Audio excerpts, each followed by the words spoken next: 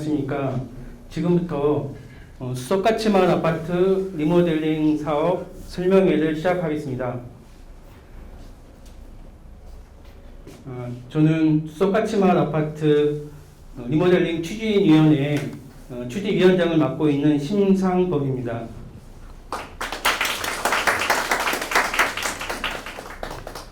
오늘 이 자리에 귀한 시간을 내주셔서 감사드리고요.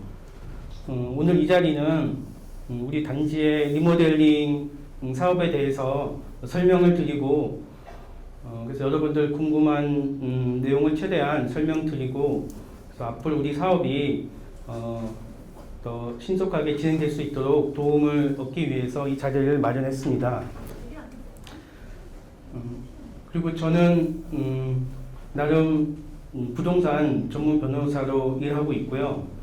제가 재건축, 재개발에 대해서 공부도 하고 또 재개발 조합의 자문을 하면서 그 재개발, 재건축 사업이 얼마나 시간이 많이 걸리고 인허가 과정에서 많은 어려움이 있는지를 경험을 하고 있습니다.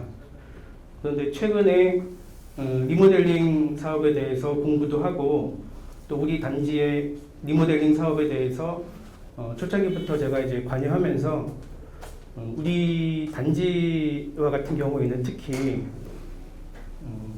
이 리모델링 사업이 그 전용 면적의 40%의 증축을 통해서 세대당 한 7평에서 9평 정도까지 최대 면적이 증가할 수 있는 가장 사업성이 높은 사업이라고 제가 확신을 가지고 이 자리에 섰습니다. 그리고 저희 개인적인 생각이지만 최근에 이런 뭐 대장동 사건이라든지 이런 걸 보면서 앞으로 인허가를 통해서 어떤 이익이 발생하는 경우 과연 공공이 이를 환수하지 않고 그 민간 개인들에게 그 많은 이익이 들어갈 수 있을까, 이거에 대해서는 저도 회의를 가지고 있고요. 그런 의미에서 이 리모델링 그 사업이 최적의 사업이 아닌가 지금 생각을 하고 있습니다. 그래서 오늘 이 자리는 저희 지금 사업을 도와주고 계신 그 정비업체 세종 코퍼레이션과 설계업체 나우동인 그리고 최고의 건설사로서 우리 단지에 대해서 관심을 가지고 계신 그 삼성건설과 포스코건설에서 직접 또 설명을 해 드리기 위해서 이렇게 오셨습니다. 그리고 참고로 지금 동영상 촬영하고 있어서 일단 지금 정비업체 그리고 설계업체 그리고 건설업체에서 정해진 시간으로 설명을 드리고 나중에 Q&A 시간, 질문 시간은 나중에 한꺼번에 그래서 여러분들 궁금한 점이 있으면 질문을 받도록 하겠습니다. 그리고 그 오늘 설명회 이후에도 언제든지 궁금한 사항이 있으면 저희 추진위원회를 통해서 질문해 주시면 제가 최대한 설명해 드리도록 하겠습니다. 감사합니다.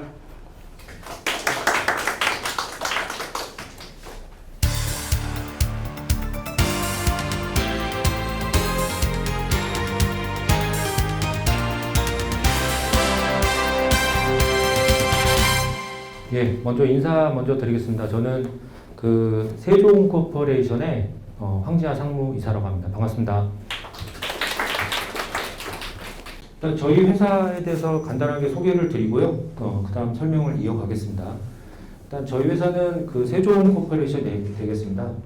그 현재 회사는 물레동에 위치하고 있고요. 본사는 물레동에 있습니다. 그 다음에 성남시에 경기지사가 별도로 있고 2003년도에 회사가 설립되었습니다. 그래서 지금 7, 8개의 자격을 등록해서 지금 재개발, 재건축, 그 다음에 리모델링 사업을 많이 하고 있습니다. 지금 보시면 대표이사 이하 부사장님, 그 다음에 경영관리부나 정비사업본부, 그 다음에 리모델링 사업본부 포함해서 도시계획본부까지 포함해서 직원 수는 50명 이상이 현재 회사를 일을 하고 있습니다. 저희 대표님은 도시계획 박사이시고 서울시에서 재개발, 재건축 관련된 소속 위원으로 활동하고 계시고요. 부대표님은 마찬가지로 지금 서울시 정비사업 관련돼서 자문을 해주는 코디네이터로 활동하고 계시고요. 저는 리모델링 사업부를 총괄하고 있는 본부장이 되겠습니다.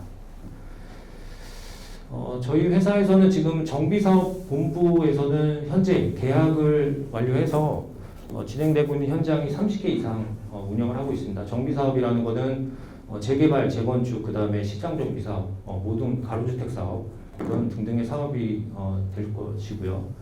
도시계획본부에서는 도시계획, 그 다음에 도시계획, 교통 이런 등등의 도시계획 관련된 업무를 하는 현장인데요. 한 100개 이상 하고 있고요. 리모델링 사업 관련된 것도 지금 계약이 30개 이상 지금 사업을 하고 있습니다. 보시면 지금 서울 쪽의 지도인데요. 저희가 지금 수주를 해서 진행하고 있는 현장들이 되겠습니다. 보신 바와 같이 지금 한강변 쪽으로 많이 해서 지금 사업이 많이 진행되고 있는데 요즘에 많이 매스컴을 통해서 아마 리모델링 사업에 대해서 많이 들으신 바 있을 겁니다.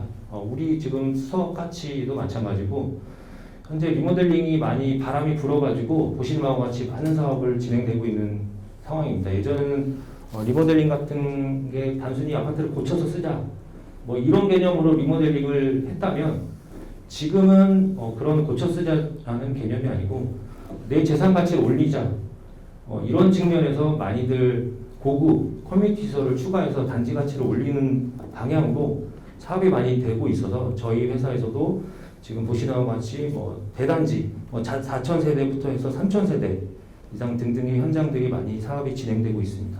그래서 저희가 지금 현재까지 수주 실적은 약 3만 세대 이상이 지금 같이 일을 하고 있습니다. 여기서부터 이제 본격적으로 리모델링 사업에 대해서 잠깐 말씀을 드리고요. 일단 리모델링이란 저희 주택법의 제2조 제25호에 건축물의 노후화 억제 또는 기능 향상 등을 위한 개선 또는 증축하는 행위로 정의를 하고 있습니다. 증축에 대한 범위는 저희 단지는 25년 정도 지난 걸로 제가 알고 있는데요. 저희가 준공 후 15년이 경과되면 지금 리모델링 사업을 할 수 있습니다. 그리고 증축 범위 같은 경우에는 우리 단지는 지금 85제곱미터 이하이기 때문에 전용 면적 확대가 세대당 40% 이내에서 확대가 가능합니다. 그리고 세대수 증가는 기존 세대수의 15% 이내에서만 가능하고 이 세대수 증가는 전용 면적 증가 총 면적 범위 내에서만 가능하게 되어 있습니다. 그리고 또한 수직 증축에 대한 부분은 14층 이하는 2계층까지 수직 증축이 가능하며 15층 이상은 3계층 이내에서 증축이 가능합니다. 요거는 리모델링에 대한 관련 법령이기 때문에 말씀드렸습니다. 저희 30개 현장에서 리모델링 하는 이유를 한번 저희가 정리를 해봤더니 일반적으로 노후화된 엘리베이터, 흔들리다, 불안하다, 그 다음에 썩은 배관에서 녹물이 많이 나온다, 살기 불편하다, 욕실이 너무 낡았다, 그리고 가장 많은 이유가 이중주차난으로 인해서 리모델링 사업을 반드시 해야 되겠다, 주민기 너무나 불편사항이 많이 발생하고 있다, 이런 내용이 제일 많고요. 그 다음에 곰팡이, 누수, 노후화된 공간, 그리고 마지막으로 우리 재산 가치가 아파트 단지가 인근에 비해서 상당히 많이 하락돼 있다. 그래서 제가 좀 전에 말씀드린 대로 가치를 좀 올리고 싶다. 이런 측면으로 많이들 사업을 하고 있습니다. 결론적으로는 주거 환경이 상당히 열악해서 유지 비용이 기하급수적으로 많이 늘어나고 있는데 우리가 주차장을 해결할 수 있는 방법이 없습니다. 그리고 자산 가치를 올릴 수 있는 방향이 없습니다. 그렇기 때문에 주거 환경 열악하고 유지 비용이 많이 들지만 각각의 세대는 리모델링을 할 수 있습니다. 한 4천, 5천, 많게는 1억씩 들여서 내부를 바꿀 수 있습니다. 바닥을 바꾸든 아니면은 벽을 바꾸든 천장을 뜯어서 바꾸든 할 수는 있는데 주차장과 지금 이런 엘리베이터 이런 거는 사실 아파트 리모델링을 통해서만 개선이 가능한 것이지 각 세대에서 할 수 있는 사항은 아닙니다. 그래서 아파트 리모델링은 반드시 이 주차장과 그 다음에 지금 엘리베이터, 자산가치 하락 이런 거는 아파트 리모델링을 통해서만 가능합니다. 리모델링을 하게 되면은 어떤 효과가 있냐? 보통 저희가 정의 내리면은 일단은 지상에 있는 차량은 다 지하로 내려갑니다. 그렇기 때문에 지상의 공간은 공원화가 되기 때문에 아이들이 뛰어놀 수 있는 그런 아파트가 되는 것이고요. 지금 지하 주차장으로 더 추가로 땅을 파서 지상에 있던 주차장을 다 지하로 내리기 때문에 주차 여유 공간이 많이 늘어나는 계획이 됩니다. 그리고 지하 주차장에서 바로 세대 내로 직출입이 가능한 단지가 됩니다. 그래서 주거 기능이 향상되고 그 다음에 유지 관리비가 절감될 것이고요. 그리고 구조 안전 보강을 통해서 구조 안정성도 확보되고 내진 설계 그 다음에 층간 소음 그 다음에 자산 가치 증대 이런 부분 때문에 리모델링을 하게 되면 우리 단지 가치가 많이 향상되고 가격이 올라가게 되어 있습니다. 리모델링과 재건축에 대한 비교입니다. 이거는 사실 지금 되게 짧은 시간에 설명드리기는 어렵지만은 비교 차원에서만 말씀드리겠습니다.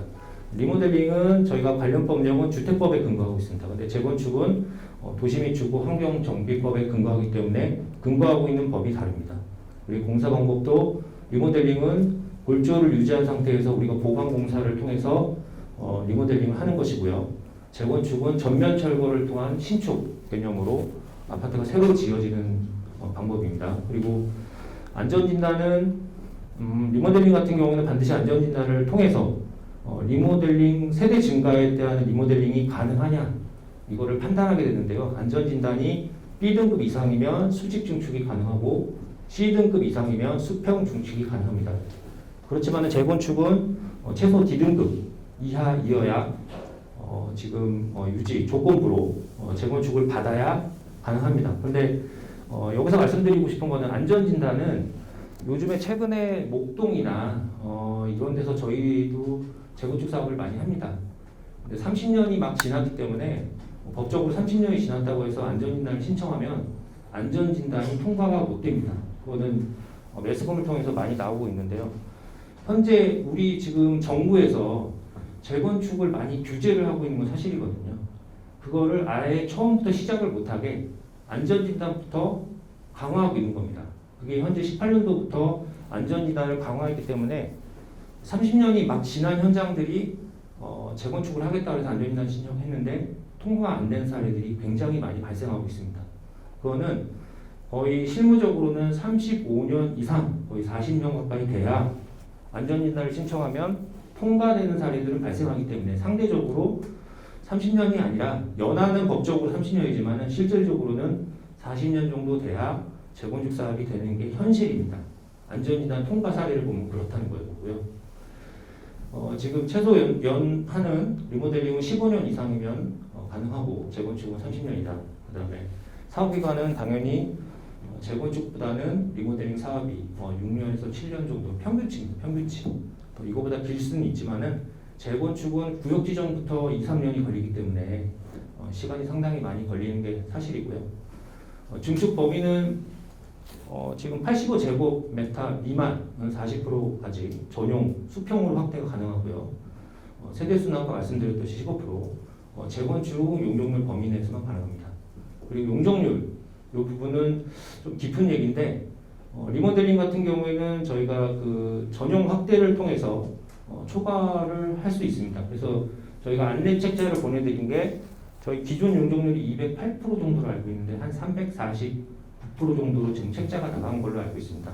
용적률 초과가 가능하지만 재건축은 다릅니다. 재건축은 이 법적 용적률 범위 내에서 3종 일반주거 지역 같은 경우는 300% 이내라고 되어 있는데 저희가 재건축 같은 경우에는 상한 용적률이 250%인데요. 여기서 50%를 늘릴 수 있습니다. 그 50%에 25%는 일반 분양으로 돌리고 나머지 25%, 50%의 절반은 임대주택으로 기부 체납을 해야 300%까지가 받을 수 있습니다. 근데 리모델링은 지금 저희가 349%지만은 재건축은 275%가 아마 맥시멈일 겁니다. 그래서 제가 알기로는 인근에서 받은 용적률이 거의 250%로 거의 끝난 걸로 제가 알고 있는데요. 거의 다가 300%는 못 가고요. 거의 250%에서 270% 사이 이 정도로 용적률이 거의 끝납니다.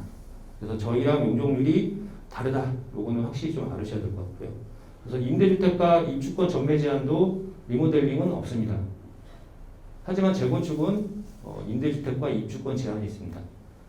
저희 서울은 투기 지역입니다. 그래서 입주권에 대한 조합원에 대한 전매 제한이 있습니다. 그래서 재건축 같은 경우는 조합 설립 인가 이후에는 지금 갖고 계신 물건지를 매도를 못합니다. 그걸 매도하는 순간 전매 제한에 걸리기 때문에 나중에 문제가 많이 생길 수 있습니다. 근데 리모델링은 언제든 사고 팔아도 입주권에 대한 전매 제한이 없습니다. 그리고 리모델링은 초과이익과 기분 차람이 없습니다. 그렇지만 재건축은 초과이익 환수가 대상이 됩니다. 그리고 추천 대상은 저희가 리모델링 같은 경우는 200% 용적률, 기존 용적률이 한 200% 이상에서 많이들 추진하고 있고요. 재건축은 기준 용적률이 180% 이하인 경우에서 많이 추진하고 있는 게 통계적으로 그렇게 진행을 하고 있습니다. 리모델링의 사업 일정인데요. 저희가 지금 동의서 진구가 현재 작년 한 10월달, 11월달에 배포가 된 걸로 알고 있습니다. 현재까지는 한 52% 정도가 지금 리모델링 결의를 해주셨고 조합 설립에 대한 동의를 찬성해 주셨습니다. 소유자분들이.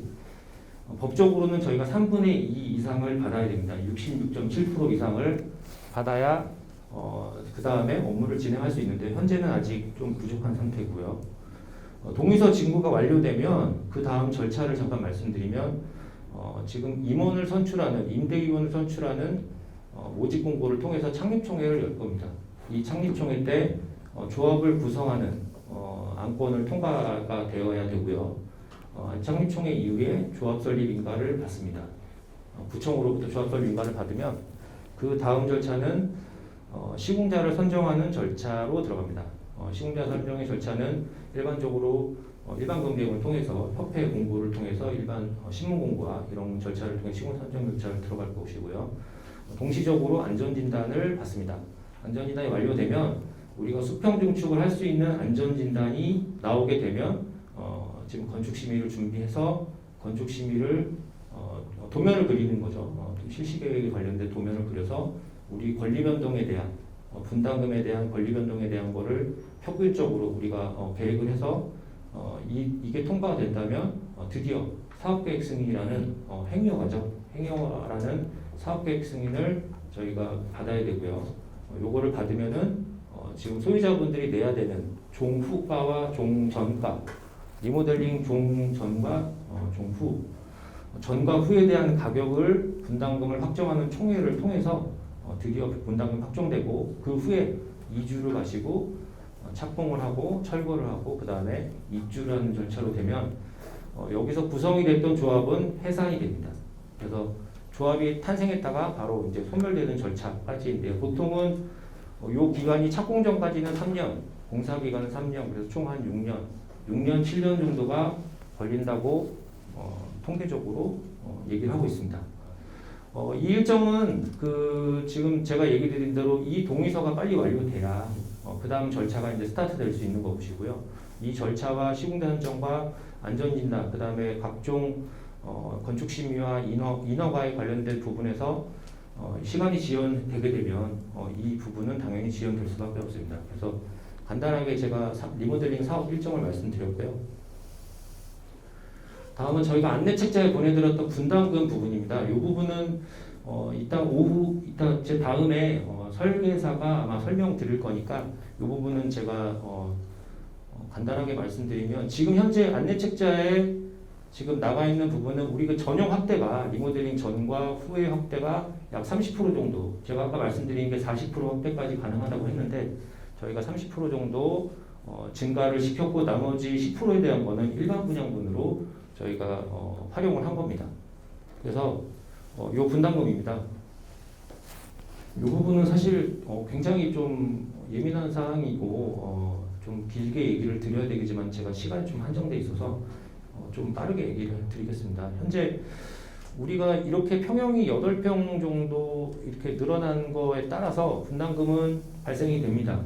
분담금이 발생이 되는데 이 책자에 나갔던 내용입니다. 현재 이렇게 평형이 리모델링 전과 후로해서 이렇게 확대가 됐을 때 우리 분담금은 530만 원 기준으로 평당 공사비, 시공사 향후에 우리가 선정할 시공사의 평당 연면적 평당 공사비가 만약에 530이라면 저희가 15평에서 23평으로 간다면 1억 4천 정도를 분담금을 내야 된다라고 보내드린 것이고요. 17평에서 25평 가면은 1억 5천 정도, 그다음에 21평, 29평 가면 1억 8천 정도 이렇게 분담금을 내야 된다는 걸로 말씀을 통보를 해드렸습니다. 이거를 산정하는 방법은 통상 저희가 재개발 재건축하면서 비례율 방식으로 많이 합니다. 근데 지금 현재 저희는 우리 수석 가치는 정비업체와 설계자만 선정돼 있고 감정평가사라는 분들이 선정이 안 돼 있습니다. 그렇기 때문에 저희가 평가를 지금 살고 계시는 소유자분들의 집값을 저희가 추정이 안 되고요. 그 다음에 미래적으로 우리가 향후에 아파트 값이 얼마나 될지 아직 추정할 수가 없어서 저희가 예측을 한 거는 현재 이 정도 공사비가 발생한다면 우리가 일반 분양을 104개 정도 짓는 걸로 알고 있는데요. 일반 분양을 했을 때 그 값으로 공사비를 깎습니다. 그 공사비를 깎은 부담을 소유자분들이 나눠내는 구조입니다. 그러니까 쉽게 말하면은 지금 530만 원을 평당으로 계산했을 때 우리 연면적으로 곱하면은 공사비와 사업비, 여기 공사비의 12% 정도를 기타 사업비를 추정했을 때 한 3,700억 정도로 책자에는 돼 있습니다. 3,700억 중에서 일반 분양을 지금 104개를 팔았을 때 저희한테 들어오는 수입이 있습니다. 그 수입이 1,500억 정도로 됩니다. 그러면은 3,700억에서 1,500억을 빼면 2,200억입니다. 2,200억이 3,700억을 소유자들이 부담하는 게 아니라 일반 분양 때문에 부담해야 되는 금액이 줄어듭니다. 그래서 2,200억으로 분담했을 때 이 분담금이 발생한 겁니다. 그래서 저희가 대안 설계로 보내드린 부분은 일반 분양이 전혀 없습니다. 그거는 분담금이 많이 높을 거예요. 왜 그러냐면 3,700억을 다 부담해야 되니까. 제 말 좀 이해되시죠? 그래서 지금 대안 설계 부분도 이따 말씀드릴 건데 현재로서는 요 금액입니다. 근데 이 금액에 대해서 제가 말씀드리면은 현재 우리 KB부동산 시세가 작년 한 9월, 10월 달 정도로 추정을 한 금액입니다. 지금은 1년 거의 1년 사이지만은 가격이 많이 올라갔을 겁니다. 아마 단지 내에서 하시는 우리 소유자분들은 더 잘 아실 텐데요. 이 가격보다 지금 더 많이 올라갔을 거예요. 그렇지만 이 가격에서 말씀드리면 현재 지금 우리 주변의 아파트들 시세를 보면은 거의 7,000에서 7,500 평당 그리고 한 6,000 이렇게 막 형성이 되어 있습니다. 현재 시세들이. 그래서 지금 현재 제가 봤을 때는 지금 그 블레스티지랑 루체하임, DH 아너힐스 이쪽이 거의 신축 개념으로 지금 많이들 아파트들이 시세가 형성돼 있고 나머지들은 조금 오래된 데들이 많아서 조금 같이 비교하기가 좀 적정하지 않아서 요 시세를 판단했을 때 블레스티지 정도는 7천만 원 후반대로 지금 그 당시에 되어 있었고요. 그 다음에 루체하임 같은 경우에는 6천만 원 후반 정도로 했을 때 약 평균치로 세대수는 좀 다릅니다. 블레스티지 같은 경우는 1,000세대, 2,000세대 가까이 되는 세대고 루체하임 같은 경우에는 1,000세대 좀 안 되는 그런 세대이기 때문에 우리랑 좀 세대 차이가 좀 있습니다. 단지가 클수록 아파트 가치는 더 높고 그렇기 때문에 이걸 그대로 갖다 쓸 수 없기 때문에 제가 보수적으로 봤을 때 7천 정도를 평당 향후의 시세를 잡아보면 요거 같은 경우는 23평이지 않습니까? 그러면은 7천만 원 정도 잡으면은 한 16억 정도 될 겁니다. 16억. 그러면은 지금 시세가 16억이니까 소유자분들은 10억에서 1억 4천 내면 16억의 아파트를 입주하시는 겁니다. 그리고 25평 같은 경우에는 7천만 원 잡으면은 17억 5천 정도 되겠네요. 여기에서 지금 1억 5천을 분담하시고 기존 살고 계시는 가치에 요거를 합산하시면 약 한 13억 정도 되지 않습니까? 17억 정도 가격의 아파트를 입주하시는 겁니다. 마찬가지로 여기 같은 경우에도 한 20억 되겠네요. 여기에서 지금 14억 지금 그 당시 10월달 시세 정도 같이 추가하면은 이렇게 들어갑니다. 그러니까 저희가 리모델링 하면은 단계 아파트 가치가 많이 올라갑니다. 추진위가 설립되거나 조합이 설립되거나 그 다음에 건축 심의를 받거나 각각의 인허가를 받음으로써 단지 가치는 많이 올라갑니다. 그건 왜냐하면 투자자들이 몰려 들어오기 때문에 단지 가치가 많이 올라갑니다. 그렇기 때문에 가치가 많이 올라갈 수밖에 없는 구조고 이 가격으로 입주하시기 때문에 우리 뭐 주변 시세는 아마 소유자분들이 더 잘 알 겁니다. 그래서 지금 저희가 일반 분양을 추정하는 요 방법이 적정하지 않을 수 있고 좀 보수적이라고 볼 수 있습니다. 아니 무슨 7천이냐 여기가 8천이지 그렇게 생각할 수 있는데 아직 우리가 분양하는 시점은 아직 앞으로의 4, 5년 후일 수 있기 때문에 그거를 저희가 너무 높게 잡아서는 적정하지 않아서 저희는 항상 보수적으로 잡기 때문에 분담금에 좀 오차는 발생할 수 있습니다. 근데 저희가 이렇게 보내드린 이유는 이걸 가지고 소유자분들이 분담금을 이 정도 발생하겠구나, 이 정도 분담금이 발생하겠구나라고 판단하시라고 저희가 보내드린 자료입니다. 그래서 500만 원 밑으로 들어올 일은 좀 없겠지만은 만약에 560보다 많다 그러면은 이 기준에서 내가 이렇게 평형이 갔을 때 분담금은 요거보다 560보다 더 많은 공사비가 들어오면 이거보다는 분담금이 좀 늘어나겠구나 이렇게 생각하시는 참고 자료입니다. 그래서 지금 계획도 정확하지 않고 그 다음에 설계사도 나중에 다 바뀔 것이고 시공도 많이 지금 아직 선정이 안 됐기 때문에 많은 변수가 있기 때문에 추정 자료로 저희가 보내드린 겁니다. 그래서 이 부분은 향후 시공자 선정 이유나 권리 변동 계획 및 감정평가 결과에 따라서 달라질 수 있습니다. 그래서 저희가 책자로 보내드렸던 내용은 이렇게 보내드렸고요. 이 부분도 지금 설계사 쪽에서 들을 내용이지만은 대안 설계입니다. 대안 설계. 요거는 대안 설계로 나왔기 때문에 지금 저희가 동의서를 받고 있는 내용은 안내 책자에서 보내드렸던 내용으로 동의서를 받고 있습니다. 요거는 참고 자료로 저희가 이렇게 됐을 때 분담금은 어떻게 달라질 것이냐를 보내드린 겁니다. 요거는 아까와 다르게 세대별로 30% 증가가 아니라 40% 증가일 경우입니다. 여기 보시면은 제가 아까 말씀드렸던 내용이기 때문에 다른 내용들은 거의 유사합니다.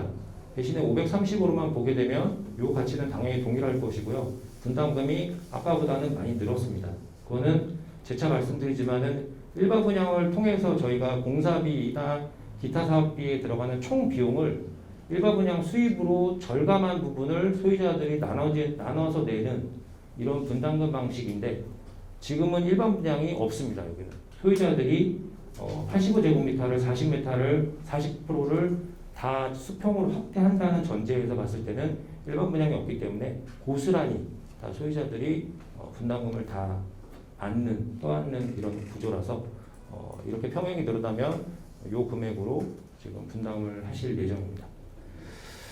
예, 그래서 지금 공사비뿐만 아니라 기타 사업비 부분은 저희가 공사비 12% 정도 잡았는데요. 이거는 통상 저희가 10%에서 15% 정도 잡는 게 통상인데 공사비 외에 기타 사업비는 정비업체, 저희 같은 정비업체와 설계사뿐만 아니라 감리비, 그다음에 총회를 개최할 때 총회 비용, 운영비, 아니면 이자 여러 가지 비용들을 다 추정했을 때에 공사비의 12%를 추정을 한 겁니다. 그래서 여기도 많이 변수가 있을 수 있습니다. 저희가 지금 보내드린 내용에 대한 설명은 전반적으로 드렸습니다. 그래서 안내 책자를 통해서 지금 추정 분담금에 대한 부분과 그 다음에 추가적으로 지금 21년 8월 달에 보내드렸던 대안 설계에 대한 추정 분담금 부분을 좀 구체적으로 설명을 드렸습니다. 그래서 저희가 시간이 정해져 있어서 제 파트는 이걸로 마치고요. 다음 파트는 설계자에 대한 설명을 듣고 위원장님 얘기하신 대로 그 추후에 질의응답이나 답변을 드리도록 하겠습니다. 네, 감사합니다.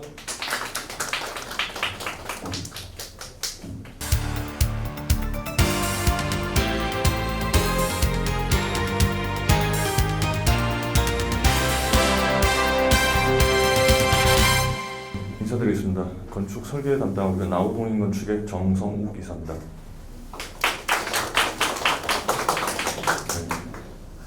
예전에 저희가 안내 동의서 책자 나왔던 자료를 가지고 설명회를 제가 3차례 정도 했었는데 동의서 진구를 이제 하는 와중에서 이제 소유주분들의 여러 의견들 저희가 처음에 이제 동인서 진구 책자가 나갔을 때는 뭐 향도 좀 바뀌고 뭐 이런 부분이 있다 보니까 그 부분에 대한 의견들을 반영한 그 설계안입니다. 제가 뭐 시간이 좀 적용돼 있어서 바로 지금 계획에 대해서 설명드리겠습니다. 그래서 앞서 말씀드린 대로 우리 대안, 그러니까 지금 책자가 나왔던 그 안에 대해서 제가 설명을 드리면 기존에 저희가 말씀드린 대로 전용 면적의 40%까지 늘릴 수 있는데 일반 분양분, 그 중에서 보통은 우리가 일반 분양분에 대한 부분을 면적에서 40% 안에서 할애를 해서 일반 분양분을 만드는데 이 대안 저희가 나갔던 거는 전체적으로 40%를 다 우리가 늘리고 또 그 소유주들께서 원하셨던 베이 확장이라는 부분에 대한 거를 저희가 좀 반영해서 저희가 설계를 했습니다. 그러다 보니까 기존에 전용 34가 40% 늘렸을 때 48이 되고요. 39가 55제곱미터 그리고 49가 69제곱미터로 해서 1대1 형태로 저희가 설계를 했습니다. 이게 변경전입니다. 지금 수석 까치마을에 지금 현재 있는 배치도의 모습이고요. 여기 이제 저희가 변경 후 대안을 봤을 때는 이런 형태로 저희가 전체적으로 베이를, 그러니까 기존의 원베이와 투베이, 그러니까 대부분이 원베이로 되어 있었는데 원베이를 이제 투베이로 만드는 그런 형태로 전체적으로 투베이는 쓰리베이, 베이를 확장하는 안으로 저희가 계획을 했습니다. 그래서 그러니까 세 개의 세대가 두 개의 세대로 되는 방법으로 저희가 그 계획을 하다 보니까 중간에 없어지는 세대가 생깁니다. 그 없어지는 세대는 최대한 향을 이제 북향이 아닌 뭐 동향이나 서향이 가더라도 최대한 뭐 일조가 될 수 있는 쪽으로 저희가 별동을 져서 이동을 시켜주는 방법을 저희가 그 계획을 했습니다. 그리고 보시는 바와 같이 지상은 주차장이 없이 전체적으로 조경으로 꾸미게 되고요. 100% 지하로 들어가는 형태의 주차 계획을 했습니다. 보시는 바와 같이 이 부분, 지금 이 부분들이 기존에 없던 동입니다. 그래서 없어지는 세대가 이동을 하는 그런 그 별동으로 저희가 계획을 했습니다. 지금 보시는 바와 같이 변경전입니다. 기존 34제곱미터.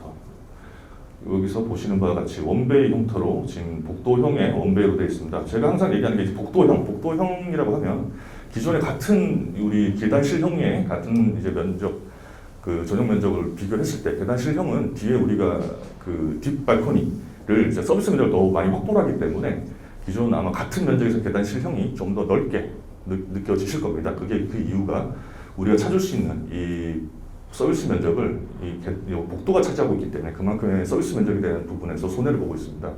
그래서 전체적으로 저희가 계단실형 세 세대를 두 세대로 만들면서 계단실형으로 저희가 다 변경을 했습니다. 그리고 서비스 면적을 최대한 많이 찾는 방법을 택했고요. 그리고 우리가 법적으로 그 우리 리모델링에서는 금지하고 있는 게 세대 간 내력벽을 철거를 해서 합가하는 행위를 금지하고 있습니다. 최근에 저희가 또 국토부하고 미팅을 해보면은 그 안전에 대한 부분, 이 세대 간 내력벽을 이렇게 철거를 하는 부분에 대해서 상당히 좀 부정적으로 보고 있습니다. 그러다 보니까 현행법에 맞춰서 이 세대 간 내력벽은 건드리지 않으면서 저희가 세 세대를 두 세대로 만들어서 베이를 확장하는 그런 형태로 해서 저희가 계획을 했습니다. 보시면 마치 투베이 남쪽으로 그러니까 침실과 이제 거실이 있고요. 거실은 주방과 이제 통합을 해서 개방감을 더욱더 많이 확보를 하고 북측으로도 방을 설치하면서 다용도실이라든가 수납 공간을 최대한 많이 확보할 수 있는 그런 방법으로 저희가 계획을 했습니다. 이 또한 뭐 계속 말씀드리지만 지금 또 이것도 하나의 대안입니다. 이게 확정된 건 아니고요. 나중에 또 우리가 또 조합을 가게 되고 또 여러 의견들을 조합원들의 의견을 받아서 계속해서 평면도는 계속해서 이제 뭐 업그레이드된 그런 예정이 있습니다. 이거는 이제 저희가 55 그러니까 그 기존에 저희가 39제곱미터가 이제 변경되는 마찬가지입니다. 이것도 원베이 형태로 지금 되어 있고요. 이 원베이를 세 세대가 두 세대로 되면서 베이를 확장하는 형태.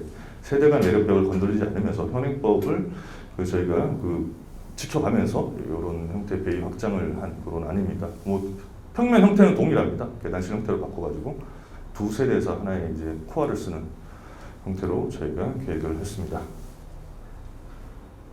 그리고 여기는 기존에 49가 69제곱미터로 이제 30평으로 바뀌는데 여기도 마찬가지 복도형의 아파트였습니다. 투베이의 복도형의 아파트였는데 이전에 그걸 갖다가 저희도 그 마찬가지로 세 세대를 이제 두 세대로 만들면서 베이를 하나 더, 그러니까 남쪽으로 이제 침실을 더 하나 더 저희가 계획을 함으로써 3베이 형태의 이제 평면을 이제 구현을 했고요. 북쪽으로는 외기에 면하는 그 주방과 이제 침실을 저희가 계획을 했습니다. 그 현관에는 뭐 수납 공간, 뭐 다용도실, 드레스룸도 상당히 넓게 해서 저희가 그 3베이의 평면을 이제 계획을 했습니다. 요거는 이제 저희가 앞서 이동 세대, 그러니까 기존의 세대가 세 세대를 두 세대로 만들다 보니까 없어지는 세대를 이동시켜주는 걸로 해서 신축으로 저희가 이동을 시켜줍니다. 그러다 보니까 신축으로 가면서 저희가 그 가는 이런 쪽에 있는 세대들은 신축으로 했기 때문에 그래도 뭐 투베이 형태로 해서 저희가 지금 계획을 했고요. 그래도 이제 복도형이 아니라 계단 실형입니다. 여기도 코너로 가는 이동 세대들은 지금 저희가 이면 개방형이라고 하는 그런 방법으로 해서 저희가 그 이동시켜주는 그런 세대로 저희가 계획을 했습니다. 여기도 마찬가지로 이런 코너 세대들 최대한 저희가 그 1대1로 가면서 없어지는 세대에 대해서는 저희가 그런 부분에 좀 약간 베네핏을 좀 주는 형태로 새로운 그 세대로 이동해주는 방법을 택해서 저희가 계획을 했고요. 그런 것들은 이제 다 추진하고에 계속 소통을 통해서 저희가 계획안을 작성했습니다. 앞으로도 계속해서 뭐 거듭 말씀드리지만 조합을 가게 되면 조합원들과의 끊임없는 소통을 통해서 새로운 보다 나은 평면으로 계속 저희가 개발하고 고민하고 개발하겠습니다. 마찬가지로 이동하는 세대들 3베이 형태로 여기는 나온 그런 사항이고요. 기존에도 2베이짜리는 이제 3베이 형태로 저희가 이동시켜주는 방법을 선택했습니다. 그리고 전체적으로 앞서 보신 대로 배치도에서는 뭐 계속 우리가 대안이 아니더라도 계속해서 저희가 이제 하나의 일관적으로 가는 거는 그 필로티를 만듭니다. 1층을 필로티로 만들고 그리고 지상에는 차가 없는 조경으로 꾸미면서 아이들이 안전하게 다닐 수 있는 그런 아파트로 이제 거듭나게 됩니다. 필로티를 만드는 이유가 좀 여러 가지가 있습니다. 우리가 좀 여러 개 둘러싸여 있는 아파트가 새로운 아파트들의 별동이 생기면서 좀 답답해 보일 수 있는 부분에서 저희 아이랩에 이렇게 눈높이에서는 이제 1층을 비워줌으로써 좀 개방감을 또 느낄 수 있도록 저희가 계획을 하는 부분이 있고요. 보시는 바와 같이 그 필로티 같은 경우는 여기가 그 잠원동에 있는 레미안 리오센트의 그 필로티 실제 사례입니다. 그 사례 사진이고요. 이렇게 좀 휴게 공간으로도 좀 활용할 수가 있습니다. 그리고 접근성, 저희가 아파트를 들어올 때 이 기존에는 이제 뭐 이렇게 복도형이다 보니까 마찬가지로 복도를 기존에 계단 실형은 계단실을 통해서 들어오고 복도를 통해서 이렇게 갈라지는데 전용 홀이 생긴 거죠. 넓은 전용 홀을 통해서 접근성을 용이하게 하고 1층은 테마 정원으로 꾸면서 아이들이 안전하게 다닐 수 있는 그런 아파트로 거듭나게 됩니다. 그리고 부대복리시설 여러 가지 뭐 조합원들의 니즈를 만족하는 이런 것들도 아마 나중에는 이제 다 설문조사를 하게 됩니다. 필요한 그런 부분에 대해서 부대복리시설 최대한 많이 확보할 수 있는 방법으로 저희가 계획할 예정이고요.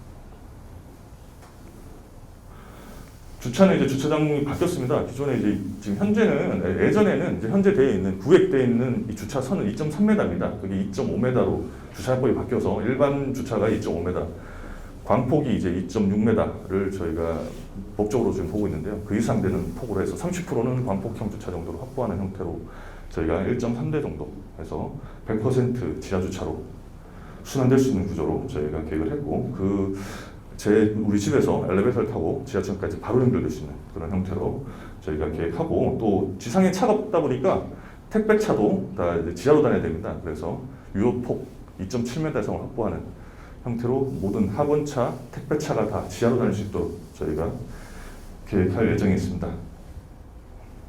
그리고 뭐 리모델링이다 보니까 우리가 뭐 여러 가지 사업성이라든가 이런 부분에서 속도라든가 이런 부분에서 리모델링을 선택했는데 리모델링에서 구조적인 한계는 분명히 존재합니다. 기존 구조를 써야 되기 때문에 구조의 한계는 분명히 존재하지만 나머지 부분, 그러니까 저희가 소프트웨어적인 부분, 그러니까 이 설비는 최신의 설비를 다 반영할 수 있다라고 보시면 됩니다. 여기 좀 미세먼지 차단 시스템이고요. 좀 건강 코로나 같은 걸로 인해서 상당히 뭐 이런 부분들에 대해서 니즈들이 많이 지금 요구되고 있죠. 그리고 요구 사항들이 많이 지금 있기 때문에 이런 것들도 저희가 다 반영할 수 있습니다. 그리고 뭐 IoT라든가 뭐 소음방지 시스템 다 적용이 가능합니다. 저희 나우도잉 건축의 좀 저희 사례입니다. 저희가 전국에서 그 리모델링 가장 많이 하고 있는 리모델링 실적 1위 회사고요. 재건축, 재개발, 재정비리에서도 전국에서 가장 많은 실적을 가지고 있는 1위 설계 회사입니다. 최근에 우리가 이제 우리 안전진단이 이제 하고 있죠. 가락상형 아파트 4개의 건설사가 컨소로에서 저희가 진행하고 있고요.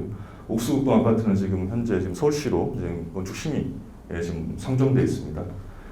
그리고 보신 바와 같이 보성 구차 아파트 포스코 건설하고 해서 지금 준공을 앞두고 있고요. 준공을 한 이제 청담 레미안 로이뷰 또 지금 와 계시는 포스코와 저희 삼성물산과 같이 했습니다. 지금도 하고 있고요. 그리고 이제 방송 현대아파트 같은 경우는 저희가 계약을 하고 한 달 만에 조합이 설립이 됐습니다. 뭐 작기도 하지만 한 달 만에 가장 빠른 속도로 했고요. 자양호성 아파트도 지금 현재 이제 안전진단 끝나고 저희가 도시계획 심의를 이제 준비하고 있습니다. 그리고 금호역산 아파트는 이제 삼성물산하고 현대건설이 시공사로 선정돼서 지금 안전진단을 지금 하고 있고요. 그리고 지금 동에서 진구 중인 4,000세대 이상의 규모를 가진 서울시에서 가장 큰 리모델링 단지도 저희가 지금 설계를 하고 있습니다. 그렇게 해서 한 25,000세대를 저희가 설계를 하고 있고요. 사실은 여기는 이제 저기 서울에만 한정되어 있는 겁니다. 지방까지 치면 더 많은 세대를 저희가 하고 있고요. 그렇게 해서 또 말씀드린 대로 재개발, 재건축에서도 가장 많은 실적을 가지고 있는 1위 설계 회사입니다. 그래서 주거만 한 건 아니고요. 잠실 주경기장 국제현상에서도 저희가 당선돼서 또 지금 설계를 하고 있고요. 탄천 국제현상입니다. 하고 있고 저희가 인천국제공항 제2호 터미널까지 공항까지 설계하고 있는 그런 능력을 가지고 있는 회사입니다. 마곡마이스 단일 설계로는 한 300억 정도 설계비만 300억 정도 되는 그런 프로젝트를 저희가 하고 있고요. 야구장까지 저희는 설계하고 있는 그런 회사입니다. 그래서 이렇게 쌓은 노하우로 저희들에게 리모델링을 수소가치 리모델링 이제 조합을 하게 돼서 진행하게 되면은 저희를 믿고 맡겨주시면은 여러분의 기대에 부응하는 그런 설계를 저희가 만들도록 하겠습니다. 이상 마치겠습니다. 감사합니다.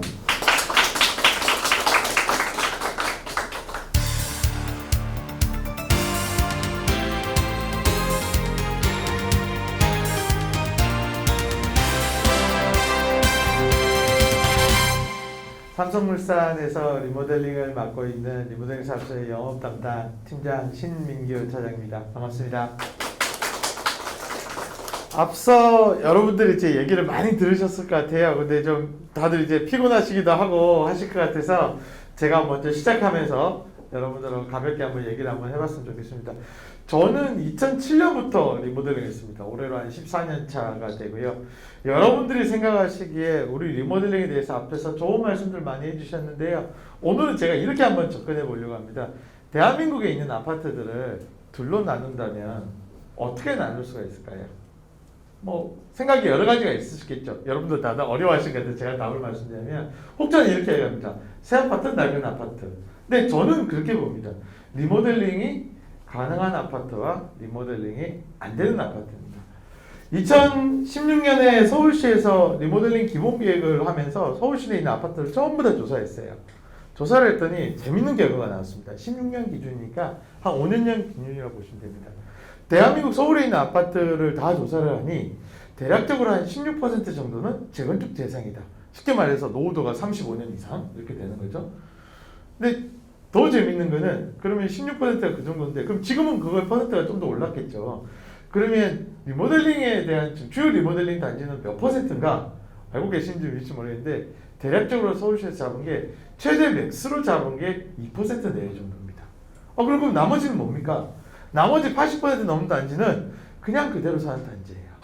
쉽게 말해서 뭐 아까 말씀드린 인근에 있는 새 재건축 아파트, 입주 아파트처럼 이미 새 아파트이기 때문에 안 해도 되는 단지가 있지만 여러분도 아시겠지만 서울시는 20년 이상 노후 아파트가 이미 60% 이상 된 상당히 고령화 사회, 그러니까 아파트로 봤을 때 고령화된 건물이라고 보시면 됩니다.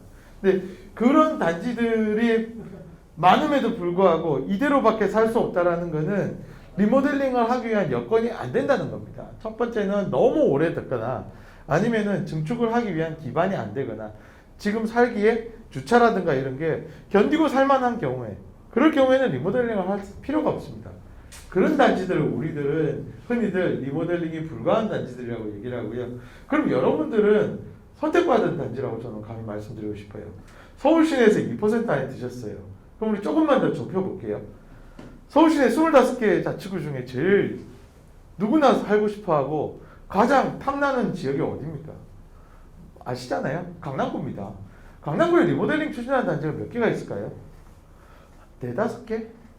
그 중에서 가장 사업성이 괜찮고 수평 증축을 했을 때 계획이 가장 지금 대비해서 가치가 올라갈 수 있는 단지는 저는 감히 여러분들 앞이 아니고요. 전 어디서도 얘기합니다. 수석가치마을이라고 얘기를 합니다. 삼성이 까다로운 선별 기준이 가지고 있는데 강남구에 지금 저희들이 관심을 가지고 있는 단지는 딱 하나입니다. 바로 여러분 단지입니다. 그런데 여러분 단지가 동의서가 안 나온다고 하니까 저 너무 좀 의아해가지고 여러 가지 사정을 봤는데 나름대로 다들 속사정이 있으시더라고요. 그래서 제가 고민을 했는데 그러면 어떤 게 좋을까? 실은 저희가 여러분들 한번 견학을 시켜드리고 싶었어요. 실제 리모델링이 된 단지를 제가 요즘 메타버스라는 기술도 있다는데 한번 쫙 보여드리면서 전후에 대해서 설명을 드리면 많이 공감을 해주실 거다라고 생각을 했었는데 안타깝게도 지금 뭐 견학이 가능한 사항도 아니고 그래서 저희가 준비를 했습니다. 리모델링은 경험 사업입니다. 여러분들이 몸이 아플 때 병원을 찾을 때 누구를 찾습니까? 수술 경험이 많은 사람, 진료 경험이 많은 의사를 찾지 않습니까? 마찬가지입니다. 리모델링의 시공은 그냥 신축 사업 해봤다고 해서 할 수 있는 게 아닙니다. 오늘 여러분들이 앞에서 저희 삼성물산 뒤에서 포스코 건설은 실제로 리모델링의 공사를 해본 회사입니다. 그 해본 회사들이 하시는 말씀이 결국은 우리 수석가치가 리모델링의 경험 사업을 가장 난이도 높은 수술 중에 하나겠지만 경험 있는 저희들이 아마도 뭐 두 회사 중에 어느 회사 될지 모르겠지만 할 수 있는 역량이 감이 갖춰져 있지 않나라고 생각을 하고요. 차근차근 우선은 제가 오늘 저희가 14년도에 준공한 하이스턴 로이뷰까지 준비했었는데 로이뷰까지는 너무 지겨우실 것 같아서 우선 오늘은 하이스턴만 하고요. 로이뷰는 제가 다음 순서에 한번 해보도록 하겠습니다. 레미안 대치 하이스턴은 대한민국의 가장 대표적인 리모델링 단지입니다. 여러분들 아시는지 모르겠는데요. 여기 하이스턴이 맞은편에 보면 대치 현대라고 또 있습니다. 이 단지가 수익 증축을 추진을 하다가 최근에 다시 한번 안전성 검토에 고배를 맞았어요. 두 단지가 조합 설립을 거의 비슷한 시기에 했습니다. 근데 정말 어처구니 없게도 행위허가를 앞두고 지금은 하면 리모델링 허가죠. 허가를 앞두고 여기 단지에서 여기는 음마가 있어가지고 증축이 여기는 부지가 없어서 전부 후면 쪽으로 증축을 했거든요. 근데 반면 대치의 하이스턴은 전면 쪽으로 증축했습니다. 이게 저희가 잘해서가 아니고 단지 여건의 리모델링을 맞춰야 되기 때문에 그렇거든요. 이 부분에서 조합의 내부의 임원진들 간에 분란이 생기더니 결국 주저앉았습니다.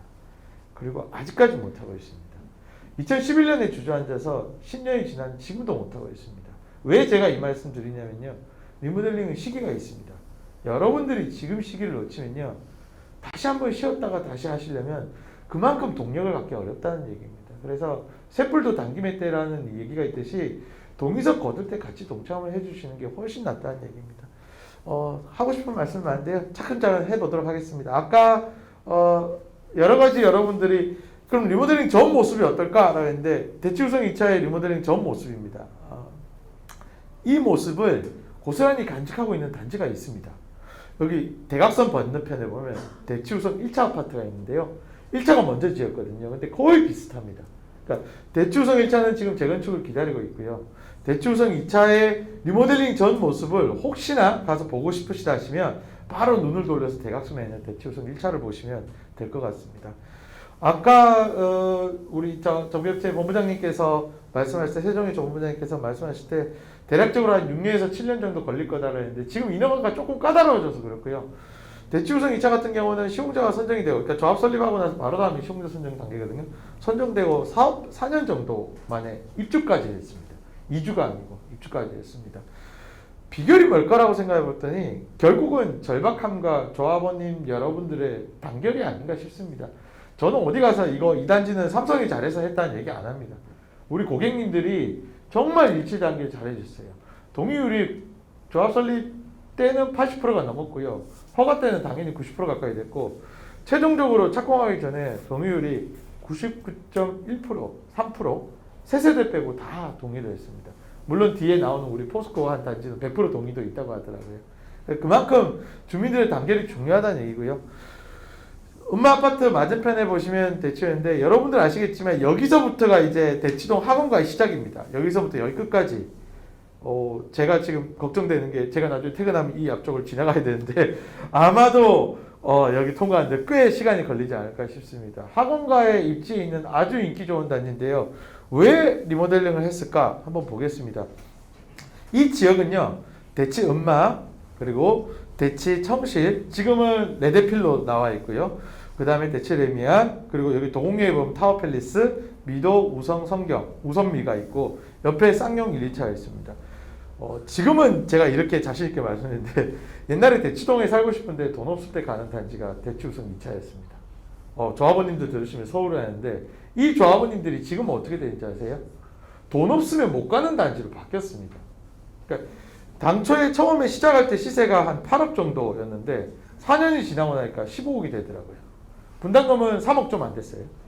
그러니까 쉽게 말해서 11억 정도 되는데 15억 정도 되는데 지금은 30억이 육박한다는 얘기를 들었습니다. 전체적으로 시세가 올라간 것도 있지만 앞에 있는 낡은 현대아파트 대비해서도 상당 부분 시세 차익이 나는 것을 볼 수가 있습니다. 여러분들하고 마찬가지 철근 콘크리트 벽식 구조고요.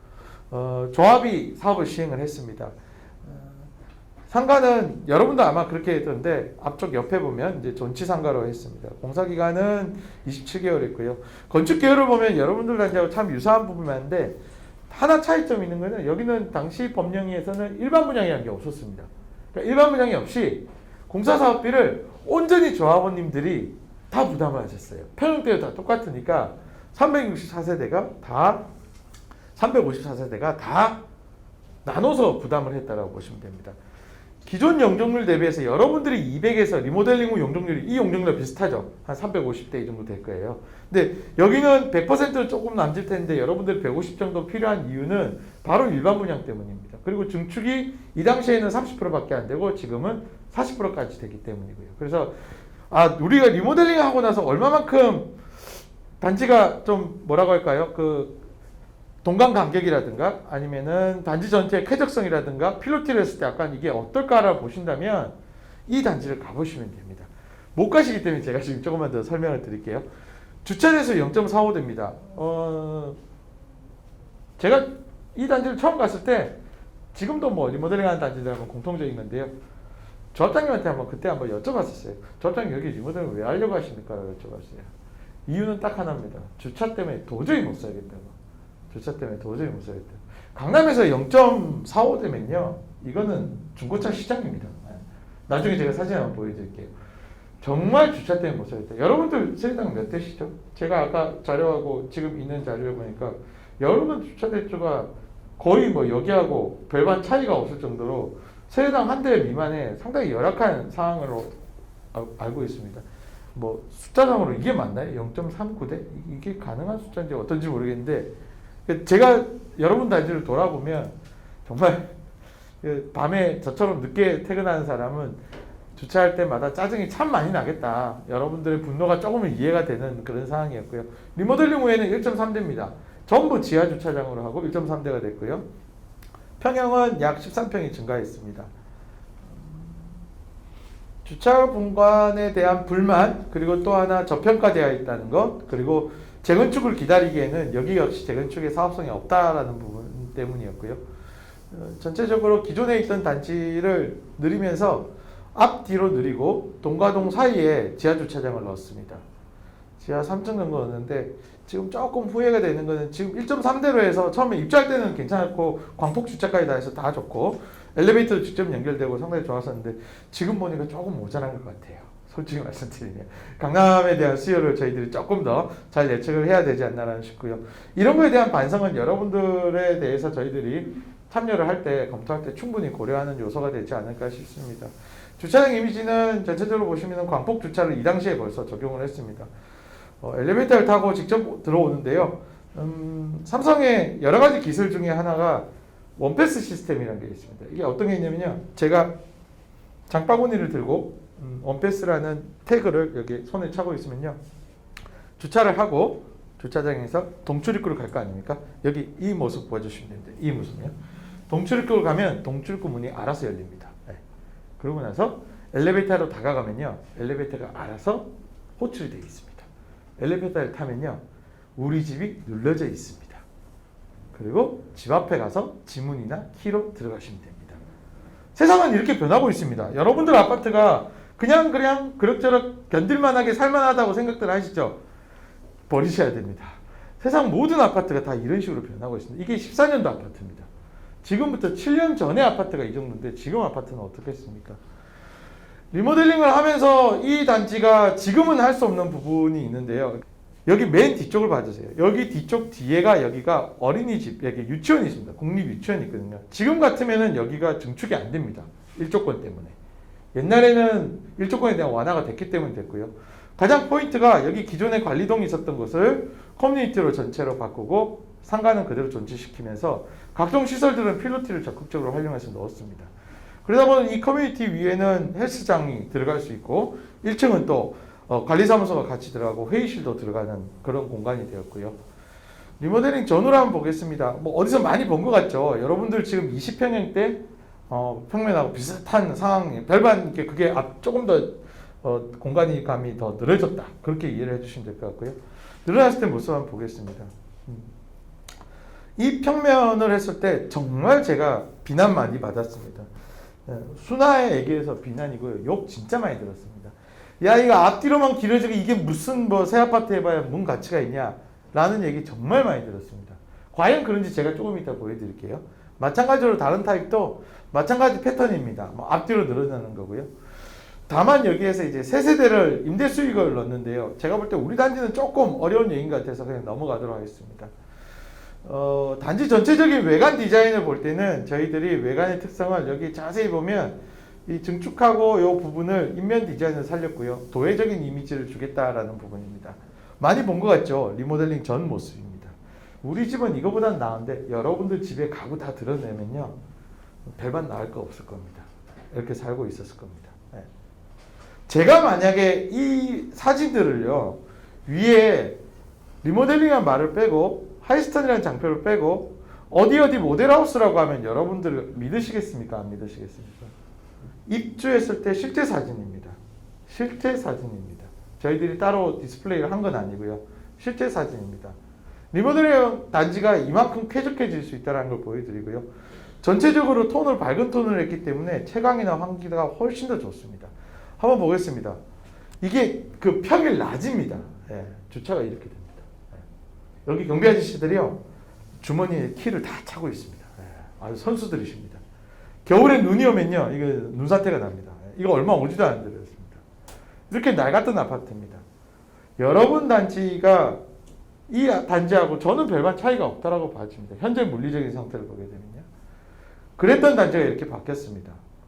필로티를 하고 전체적으로 올리고 그리고 외관을 전부 다 개선을 했습니다. 상가 부분은 지금은 이 모습 옛날 모습인데 이것도 역시 같이 따로 해서 외관을 다 통일한 사례가 되었고요. 한번 보겠습니다. 제가 리모델링한 말 한번 지어볼게요. 이거를 만약에 제가 강남에 있는 재건축 단지 사진입니다 라고 하면 누가 안 믿겠습니까? 제가 레미안 블레스티도 보고 그 다음에 옆에 있는 저희들 입주했던 단지들 포레스트도 같이 한번 봤었거든요. 별반 차이가 없습니다. 필로트에 대한 활용도도 상당히 높고요. 문주, 생태계류, 미술장식품, 놀이터, 잔디광장 위에서 한번 찍으면 이 정도가 됩니다. 그러니까 비상차량 동선을 빼고 전부 녹지입니다. 안타까운 건 이게 겨울에 입주를 하다 보니까 푸릇푸릇한 맛이 떨어지는데요. 심지어 산책로까지 나옵니다. 현존하는 대한민국 리모델링 단지 중에 연면적 규모로 가장 큰 단지가 이 단지입니다. 354세대 있고요. 리모델링한 우리 하이스턴의 가장 큰 명물입니다. 명물 소개하기 전에 한번 외부부분만 볼게요. 창호 부분에 난간대를 전부 없앴습니다. 개방감을 아주 극대화했기 때문에 실제로 가보면 상당히 쾌적합니다. 여기 조합장님이 이동균 조합장님이 지금은 현역 감정평가사님으로 활동을 하고 계신데요. 입주하고 나서 두 가지 제가 즐거운 민원이라고 할까요? 하나는 민원을 받았고 하나는 칭찬을 받았습니다. 첫 번째는 여기 단지 여기 앞에 중앙 쪽에 저희들이 생태 계류를 하고 여기 카페를 야외 카페를 만들어줬거든요. 한 5월쯤에 입주민들이 전화가 오셨습니다. 이거 카페 왜 만들었냐고 전화가 왔습니다. 이유인즉슨 당시에 레미안 대치 팰리스 레드펠이 입주하기 전이었거든요. 그럼 생각해 보십시오. 대치동의 새 아파트는 이거 하나밖에 없습니다. 그리고 공공기여적인 측면을 봤기 때문에 아까 우리 저기 나호동 이사님 설명해 주셨다시피 이 보행로를 개방을 해야 되는 상황이었습니다. 물론 지금은 차단이 되어 있습니다만 그러다 보니 주변에서 봄이 되니까 여기에서 다 캔맥주하고 안주 들고 가지고 여기서 놓으시는 거예요. 시끄럽다고 민원이 들어왔어요. 근데 저는 그 민원을 들으면서 한편으로는 아 우리 단지가 이만큼 인지도도 높고 주변 사람들이 좋아하는 단지가 됐구나라는 칭찬으로 받아들였어요. 물론 그 이후에 관리성을 얘기해서 조용히 해야 될 것 그리고 뭐 시간 통제 이런 부분으로 조치를 했고요. 또 하나의 제가 이제 받았던 얘기 중에 하나가 2월에 입주를 하고 나서 다음 겨울이 됐어요. 여러분 기억하시면 15년도 그때 16년 넘어갈 때가 겨울이 되게 추웠던 적이 한 번 있었어요. 그때 조합장님한테 제가 만나가지고 조합장님 요즘 난방비 어떻게 걱정 안 되세요? 했더니 조합장님이 난방 2번 틀었다고 하세요. 2번 틀었다고 하세요. 여기가 정남향 집들이거든요. 보일러를 틀 이유가 별로 없다고 합니다. 그래서 제가 저 거짓말 하지 마시고 진짜 얘기하니까 진짜 그렇다고 얘기하십니다. 무슨 얘기냐면요. 에너지 절감률이 지금 여러분들이 생각하시는 것보다 훨씬 많이 절감이 됩니다. 난방비가 거의 50% 아닙니다. 절감률만 60-70%가 나옵니다. 그만큼 에너지 절감에서 유지관리 비용에서 상당한 도움이 될 거라고 저는 봐집니다. 다음 이제 발표도 있고 이제 제가 다음 질문은 또 다음번에 나중에 받기로 하고요. 마지막 이제 멘트 한번 해보도록 하겠습니다. 누군지 아시? 네, 누구신가요? 네, 박인비 선수. 제가 되게 좋아하는 선수인데요. 여러분들 골프 많이 좋아하실 것 같아서 한번 가져와 봤습니다. 박인비 선수가 2008년도에 US 오픈을 우승했어요. 나이 20살. 신데렐라처럼 깜짝 등장을 했습니다. 그러고 나서 안타깝게도 약 4년 넘는 기간 동안 극심한 슬럼프를 겪었습니다. 극심한 슬럼프. 말도 못합니다. 쟤 왜 저래? 저 선수 이제 끝인가? 라고 했습니다.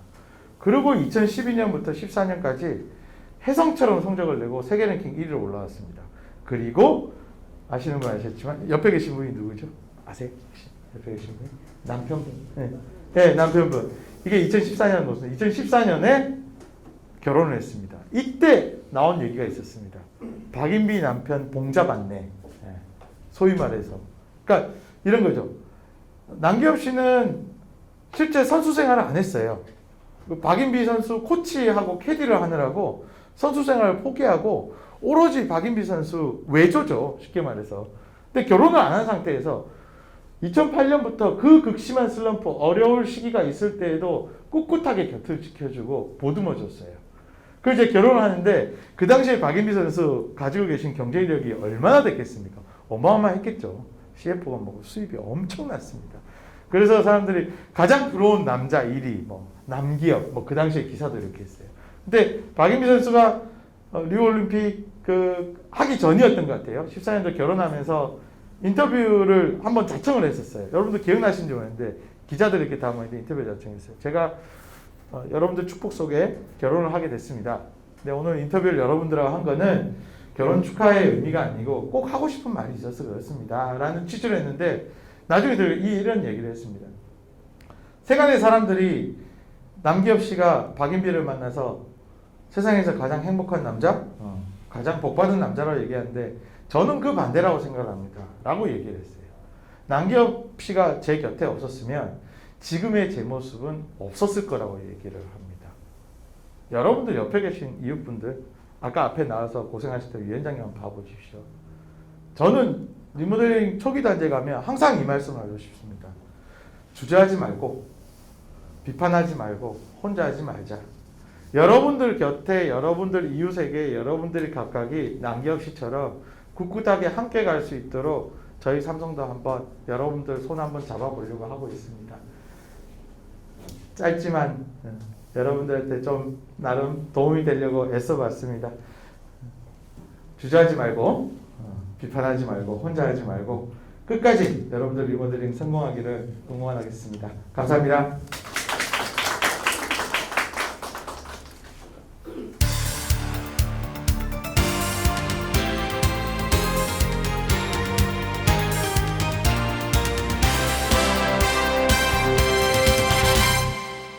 네, 안녕하십니까. 네, 저는 포스코건설에서 리모델링 영업 담당하고 있는 최승우 차장입니다. 예, 오늘 이렇게 저희 그 시공사 초청에 포스코건설을 불러주셔가지고 대단히 감사 말씀드리겠습니다. 네, 기본적으로 지금 앞에서 뭐 정비 우리 세종에서 말씀해주신 부분도 있고 설계사무소 그리고 우리 삼성물산에서 말씀해주신 내용 부분에 있어서 중복되는 부분이 있어서 중복 부분은 간략하게 넘어가면서 말씀드리도록 하겠습니다. 네, 기본적으로 뭐 이미 앞에서 보셨듯이 노후주택이 갖고 있는 문제점으로 인한 이제 문제점, 뭐 비용 발생에 대한 재산가치 증식에 있어서 한계점들에 대해서는 이미 알고 계신 것이라고 생각이 되고 특히 그 부분 중에서 뭐 가장 물리적 노후화는 이미 알고 계실 거라 생각이 들고요. 그와 덧붙여서 사실 사회적 노후화가 가장 어떻게 보면 강남권에서는 좀 문제가 될 수 있는 부분이라고 생각이 듭니다. 새로운 아파트들, 우리 개포동이나 이쪽에서 개발이 되면서 대규모 커뮤니티, 단지 내 뭐 극장도 있고 수영장도 들어오고 하는 상황에서 사회적 요구치에 맞지 않는 사실은 커뮤니티 시설들, 이런 부분들이 사실은 또 우리 실제 사시는 분들 아니면 소유자분들의 재산 형성 과정에 조금은 이제 불편함을 드릴 수 있는 부분이다라고 생각이 들고요. 네.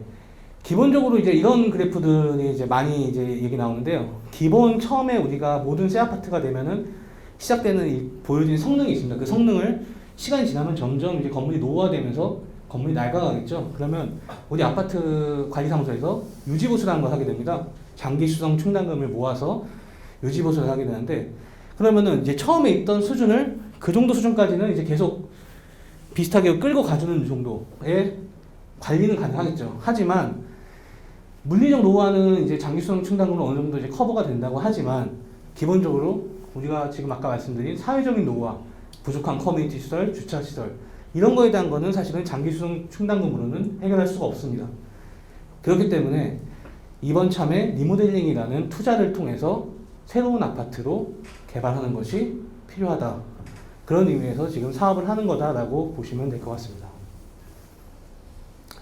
네, 기본적으로 제가 요 장면 앞에 중복인데 다시 한번 말씀드리는 이유는요. 재건축하고 리모델링하고 뭐 다른 거는 다 이제 비교 좀 다 아시겠지만 딱 한 단어만 기억해 달라고 좀 부탁을 드리고 싶은 게요. 자, 용적률이라는 단어입니다. 재건축 같은 경우에는 법적 상한 이하 내에서 용적률로 재건축을 하는 것이고 리모델링은 법적 상한을 초과할 수 있습니다. 건축 심의를 통해서 결정된다. 이 한 단어, 이 용적률 때문에 사실은 리모델링이 갖고 있는 굉장한 매력이 있다라고 이제 말씀을 드릴 텐데요. 자, 요건 넘어가고, 네. 자, 우리 단지 내용을 좀 한번 살짝 얘기해 보겠습니다. 왜냐하면 제가 이제 듣기로는 이제 뭐 다양한 우리 단지의 의견들도 있는 것으로 알고 있기 때문에 이걸 말씀드리면 우리 아파트가 지금 속해 있는 이제 수서동의 경우에는 현재 지금 도시군 관리계획이라는 이제 계획에 따라서 지구 단위 계획으로 이제 일단은 묶여 있습니다. 그 지구 단위 계획에 지금 수서 택지 개발지구로 2012년도에 고시된 지형도에 따라서 현재 땅의 용도가 이제 정해져 있는데요. 보시면 이제 우리 단지가 이쪽에 위치해 있겠죠.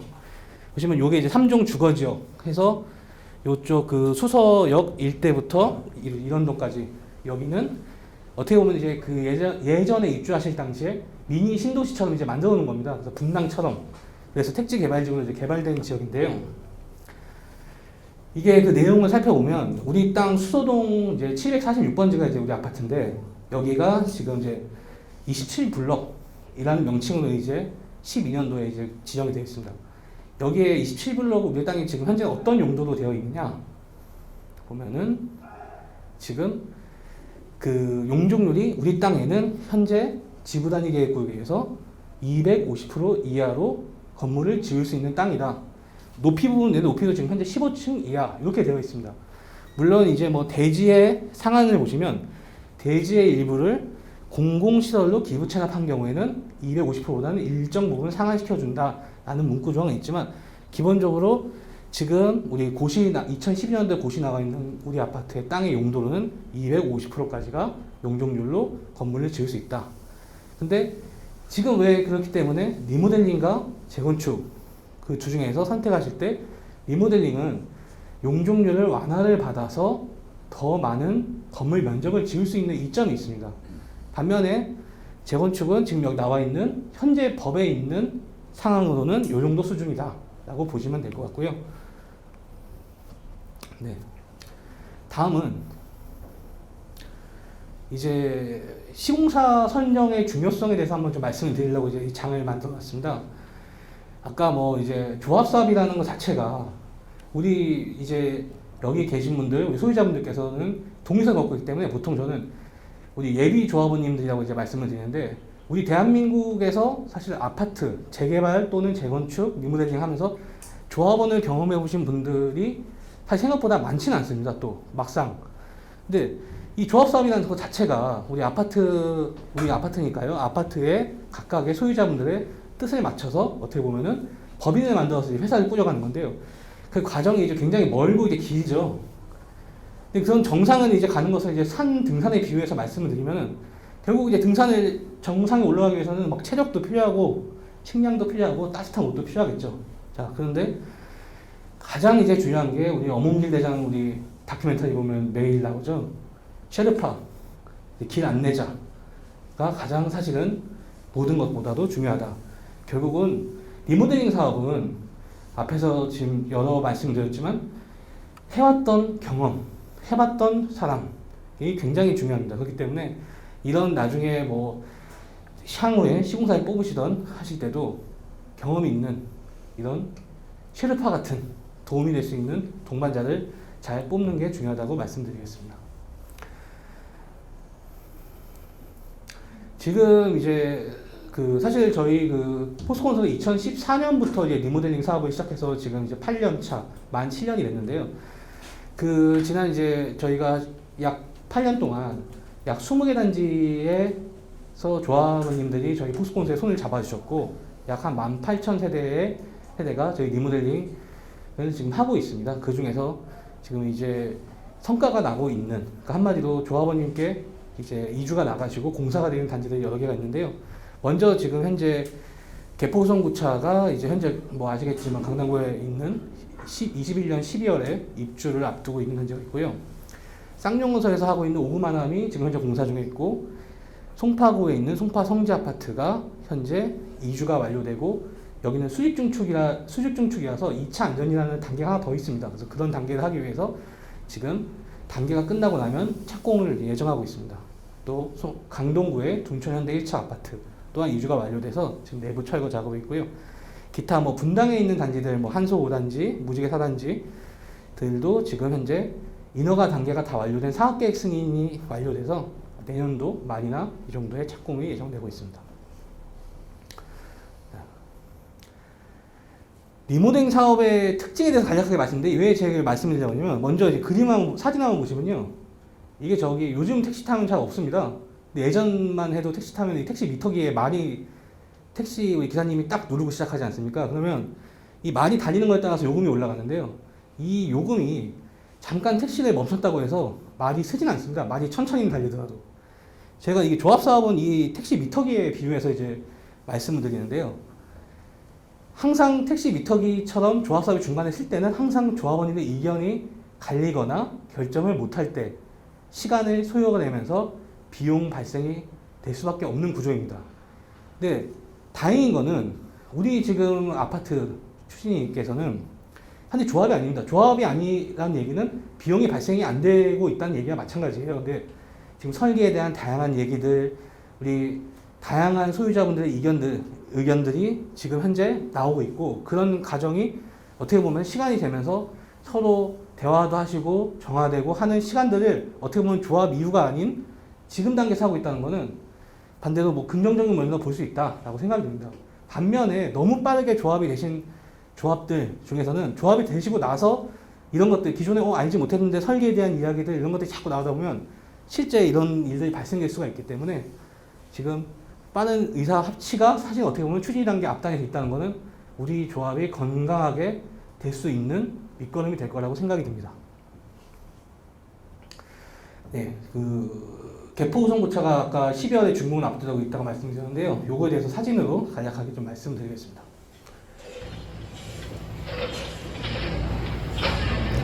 지금 이 동영상은 지금 아파트 내에서 조그마한 포크레인이 들어가죠. 포크레인이라고 하죠. 포크레인이 들어가서 철거를 하고 있는 모습입니다. 현재 실제 개포동고차에 철거했던 모습인데요. 이 바깥쪽 보이는데 여기 지금 철제 난간대가 있으니까 이쪽이 이제 발코니 쪽이에요. 이 발코니 밑을 집게발로 지금 잡아가지고 바닥판을 이렇게 하나하나씩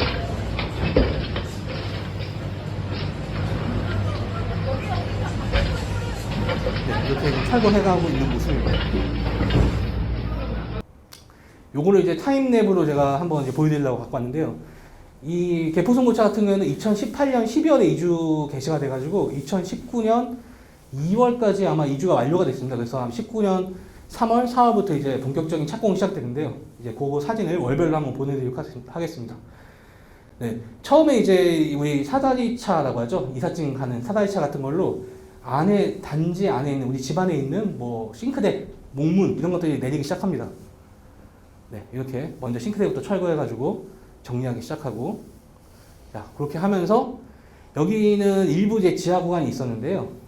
이제 상부권을 철거하면서 하부에 있는 지하 구조물을 이렇게 철거해내기 시작합니다.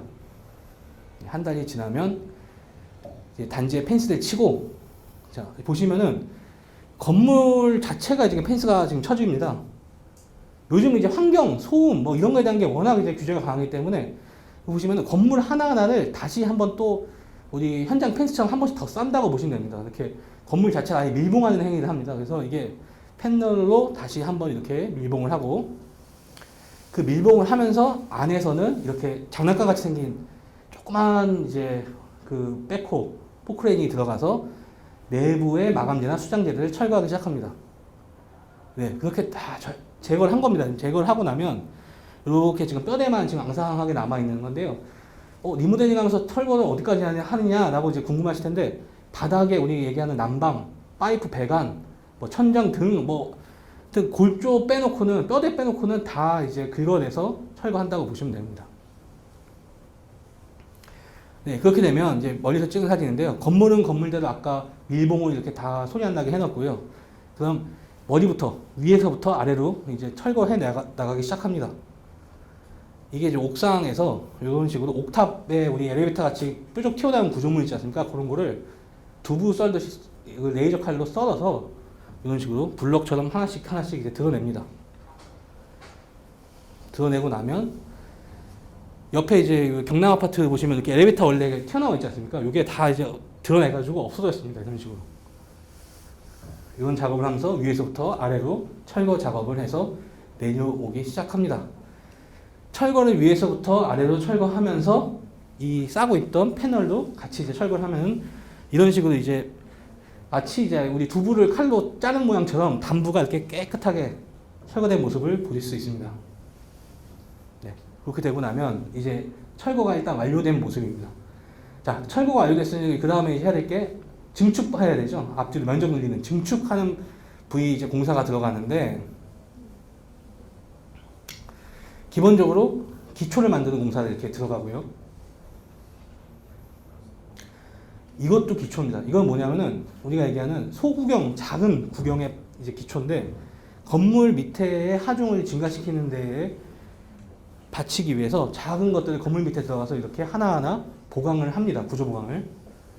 자, 이렇게 하고 나면 이제 여기를 한번 요쪽을 한번 잘 봐주세요. 여기를 보시면 이제 건물이 점점 살이 붙어가지고 이제 통통해질 겁니다. 한 달 한 달이 지나갈 텐데요.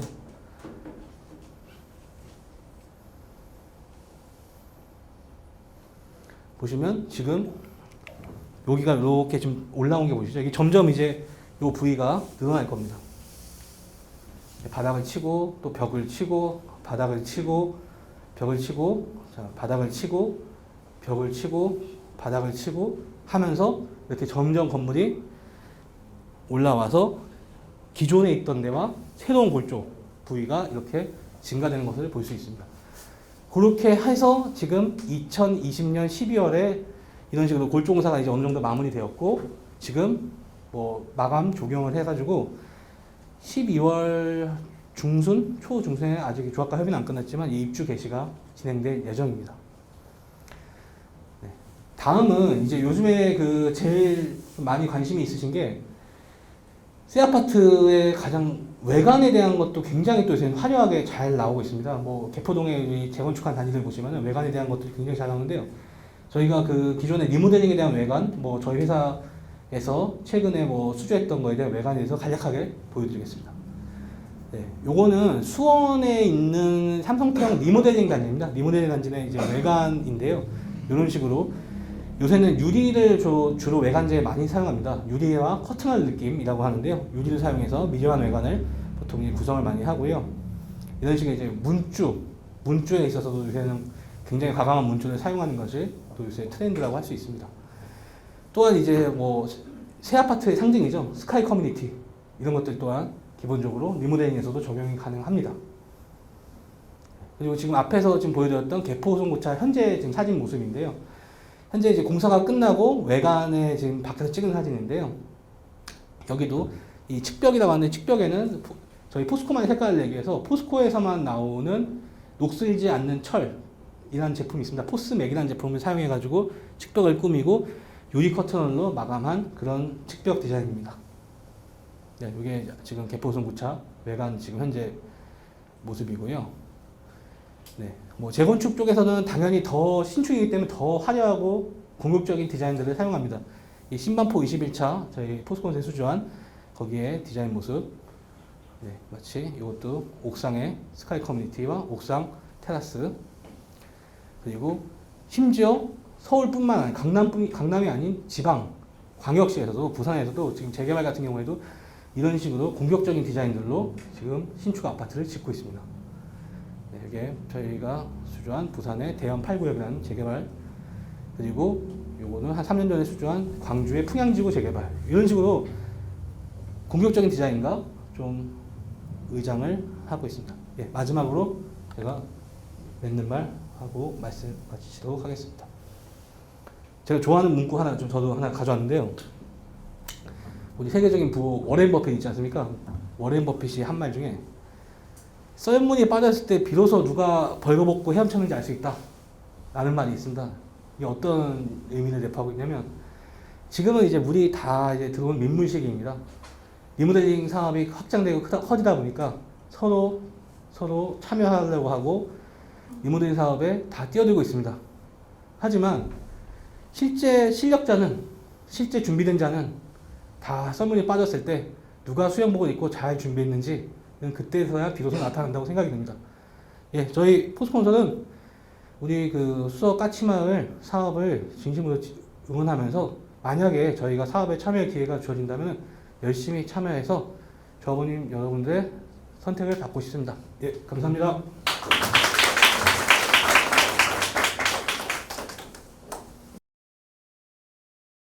예, 그동안 설명해 주시느라고 수고하셨고, 또 이 자리에서 경청해 주셔서 감사합니다. 지금 질의응답 시간이 지금 남아 있는데, 지금 설명 듣고서 궁금한 것이 있거나 또 저희 추진을 비롯해서 전반적으로 질의사항이 있으면 질문을 받겠습니다. 확정적인 건 아니겠지만 작년에 처음에 이 브로셔를 안내서를 보내줬을 때 예. 분담금 예. 액수가 그때 적었어요. 예. 근데 요번에 나온 거는 액수가 좀 는 게 나왔는데, 예. 아까 그 설명에 의하면 수직으로 됐을 때와 수직으로 못되고 옆으로 됐을 때 이게 혼동이 돼서 그러는데, 이게 어떤 게 맞는 거예요? 분담금 제가 얘기는? 말씀드릴까요? 아, 혹시? 예. 분담금? 그 수직 증축하고는 관계가 없고요. 저희가 처음에 분담금 나갔을 때는 아까도 설명이 있었는데, 그 원래 전용 면적의 40%까지 증축이 가능하기 때문에 처음에 분담금을 했을 때는 전용 면적의 30%까지 증축을 하고, 나머지 10%는 일반 분양으로 해서 일반 분양을 통해서 분담금도 줄이고, 그런 방안을 고려했을 때 분담금이고, 그게 104세대가 늘어났을 예. 때 얘기잖아요. 예, 그렇습니다. 그때 그 수익금으로다가 빼면은 예. 액수 이제 그건데, 예. 요번 여기서 최근에는 이제 액수가 늘어나 있는 거 이거 예, 두 번째 그거는 나온 거. 이거 그 전용 면적의 40%까지 최대한 세대당 면적을 증가시켰을 때 그때 분담금이기 때문에 그때는 일반 분양이 없고 세대당 면적은 늘어나지만 일반 분양은 안 하기 때문에 분담금은 늘어나죠. 근데 그 대신 면적이 늘어나기 때문에 재산 가치는 세대당 더 높아지는 거기 때문에 그거에 장단점은 있습니다. 그래서 그거는 추후에 그 조합 설립 이후에 그 조합원들 의사에 따라서 그 선택이 가능한 부분이고 그래서 다만 이제 면적이 늘어나면서 그 평면 설계하거나 했을 때 좀 더 평면이 넓고 그다음에 투베이를 하면서 그런 장점이 있어서 저희가 대안 설계를 이렇게 하면서 분담금이 다소 추정치가 이렇게 조정이 된 것입니다. 그리고 이제 두 번째는 아까 설명하는데 그 세 세대를 두 세대로 그렇게 해서 넓히는 설명이 아까 있었던 것 같아요. 예, 그죠? 예. 근데 이제 그전에도 방문도 하고 하면서 우리 이 살고 있는 사람한테 설명해 줄 때는 현 그 상태 그 층수 안에서 늘어나는 걸로 설명들을 와서 해줬단 말이죠. 예. 제가 설명해 주겠어요? 그 전에 그러니까 그것도 아까 그 전용 면적의 30%냐 40%냐에 따라서 달라지고 그 설계를 하는 데 있어서 그 이제 30% 면적을 늘렸을 때는 베일은 그냥 유지하고 그러니까 그 다른 별동을 짓지 않고도 그 앞뒤 면적을 늘리는 방법으로 그렇게 증축을 할 수도 있고 그리고 지금 대안 설계에서는 세 세대를 두 세대로 하면서 더 면적을 평형을 더 늘리는 대신에 거기서 남는 그 세대는 별동으로 해서 다시 이제 별동 신축을 하는 방안으로 그래서 여러 가지 대안을 말씀을 드리는 것입니다. 그러니 만약에 별동으로 됐을 때 예. 그 좀 뭐 좀 이런 얘기인지 모르지만 몇 층에 뭐 어떻게 돼 가는지 그건 모르겠구만. 혹시 그렇죠? 그런 경우 응?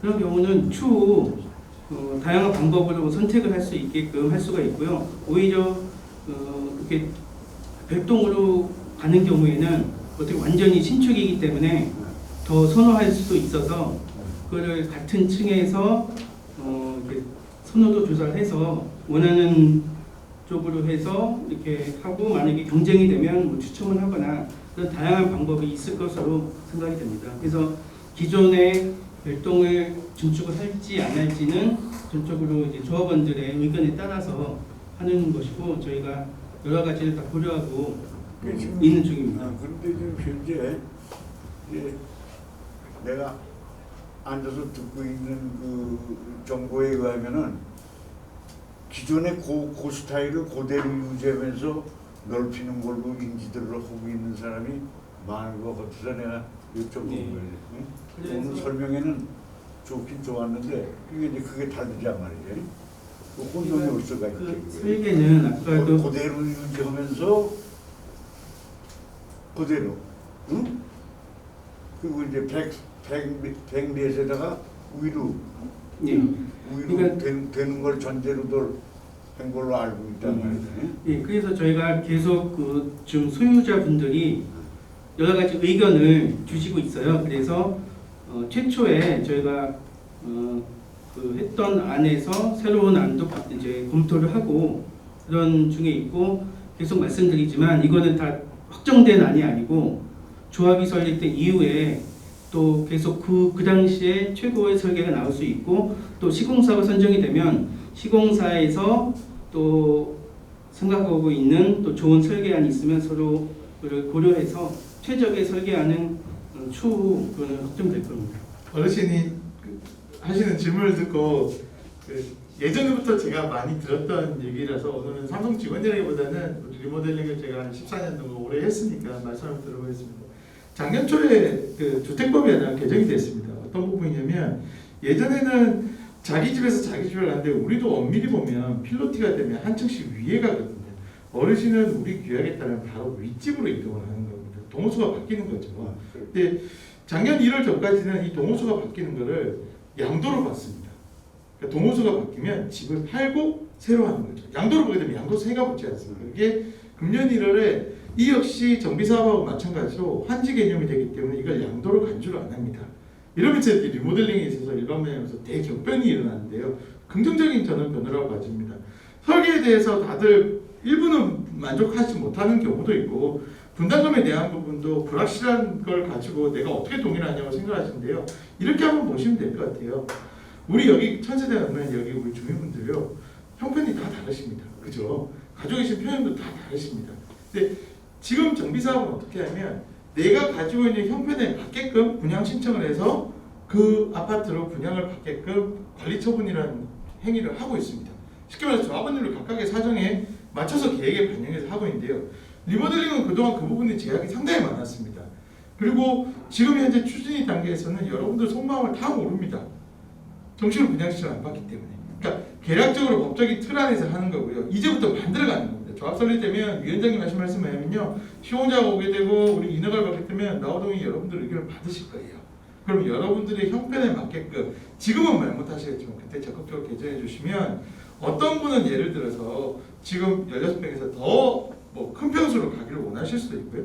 아닐 수도 있고 이걸 룰을 정해서 맞춤형으로 또 리모델링이 요즘 가능합니다. 그래서 내가 분담금 걱정 때문에 지금 동의서 내는 게 주저하시다면 나중에 차라리 분담금을 현저히 낮춘 안으로 내가 갈 수 있는 안으로 만들어달라고 요구하는 게 훨씬 더 현명한 방안이 아닐까라고 생각합니다.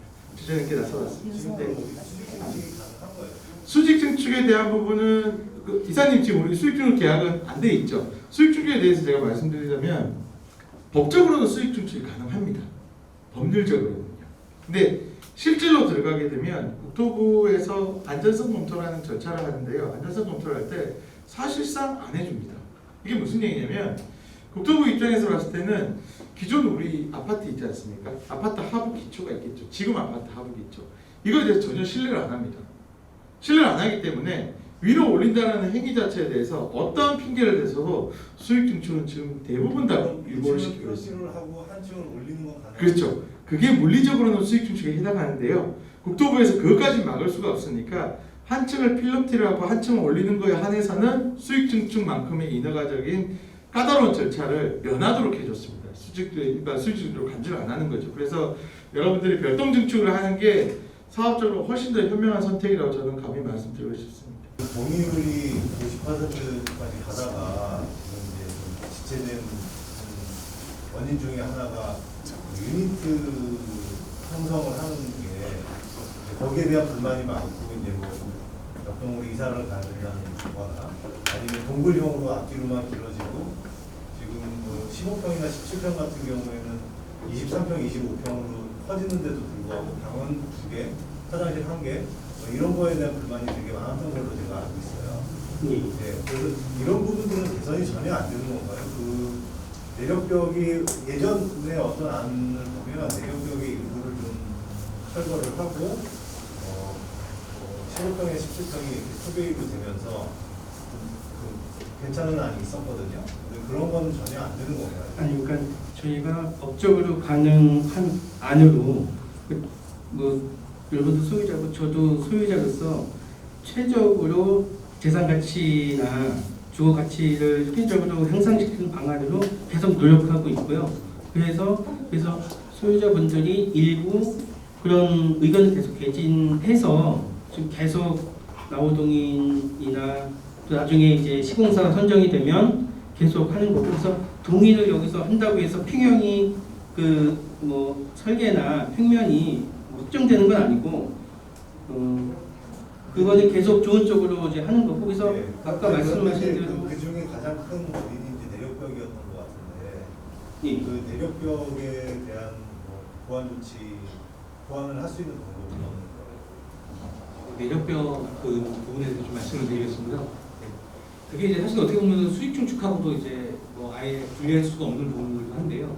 기본적으로 이제 그 내력벽을 철거를 해서 평면을 개선을 하면은 예를 들어서 이것은 투베이든 3베이든 아니면은 지금 사실 조금 이 불만이시는 평면에 대해서 더 획기적인 개선이 가능을 합니다. 근데 그게 이제 저희가 시공사들한테 보통 이제 돼 안 되라고 그러면은 사실 굉장히 이분법적으로 이제 저희한테 여쭤보시면은 저희가 답변드리기 사실 어려운 부분이 되긴 됩니다. 근데 그 되는 게 단순히 되는 게 아니라 그 비용과 시간을 수반해서 이제 가능하다. 그 말은 뭐냐면 결국은 아까 말씀한 것도 이제 똑같은 건데요. 우리가 지금 개별 주택이 아닌 결국 공공주택을 이제 만드는 거다 보니까 어느 정도 적당한 수준의 적당한 분담금과 어느 정도의 많은 조합원들이 만족할 수 있는 걸 가다 보니 그런 중간점을 찾다 보니까 이제 어느 정도 가급적이면 내력벽을 일정 부분 좀 냅두고 일정 부분 개선하고 하는 것들을 하다 보니까 이제 신축 아파트처럼 그렇게 확확 허무는 데는 좀 한계가 있습니다. 그리고 이제 좀 뭐 참고로 이제 서울시 같은 경우에는 무슨 뭐 이제 녹색 건축 뭐 그런 것들에 대한 인증을 이제 받기 시작해야 되는데 12월 때부터 다음 달부터 기존의 아파트의 철거 비율이 얼마큼 되냐에 따라서 또 그걸 점수화시켜요. 그래서 철거를 조금만 하는 아파트는 점수를 조금 많이 주고 철거를 많이 하면은 점수가 이제 낮은 점수를 주고 해서 그것도 이제 변별력을 그런 주는 일반적인 얘기가 아니라 지금 우리 아파트 네. 같은 경우에는 내력벽에 일부의 개부부가 있어서 네. 그런 부분들을 이용을 할 수 있다고 들었어요. 이게 네, 네. 옛날에 만들어 놓은 공사용 개부부가 있어서 네네. 그런 부분들을 이용할 수 있다는 얘기를 제가 들은 적이 있거든요. 근데 지금 이번 설계는 전혀 그런 것들이 이 부분은 이상 말씀대로 그 지금 현재 우리가 일부 벽이 이제 그 일단 완전히 이제 내력으로 된 건 아니고 일부 이제 중간에 일부 부분이 이제 고적으로 이제 벽돌로 돼 있어도 이제 내력벽은 아닌데 그러면 이 두 개를 하나 합쳤을 때 그러면 없어지는 세대가 또 발생하지 않습니까? 네. 그러면 우리가 앞서 말씀드린 수직은 지금 저희가 빨기 조상에서 우리가 지금 불가능한 상황이고 그럼 이 세대를 어디로 이동을 시켜줘야 되는 부분이 또 발생합니다. 그런 부분에서 저희가 좀 솔직하게 말씀드리면 그게 좀 지금 상황이 좀 힘들잖아요. 그러면 어떤 방법을 취해야 되냐? 북향으로 간다고 향을 포기하는 세대가 그런 것들이 아직까지 합의가 안 되는 아니, 그렇게 해서라도 이걸 하고 싶다라고 한다면 그런 부분에 대해서 조합원들의 합의가 이루어져야 되는데 그런 것들에 대한 정보가 저희가 없다 보니까 향후에 그 조합이 되게 되면 저희가 그런 의견들을 다 받아서 저희가 다시 설계를 하겠다라고 제가 말씀을 드리는 거죠.